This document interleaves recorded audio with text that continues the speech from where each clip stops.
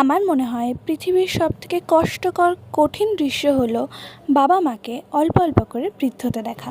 দিন দিন বাবা মার বয়স হচ্ছে, তারা অসুস্থ হচ্ছেন, আর আমরা ছেলে মেয়ে হিসেবে কিচ্ছু করে উঠতে পারছি না। মাঝে মাঝে মনে হয় যদি এমনটা হতো আমরা আমাদের নিজেদের আয়ু কমিয়ে তাদের দিয়ে দিতে পারতাম। ছোটোবেলাটাই ভালো ছিল জানো।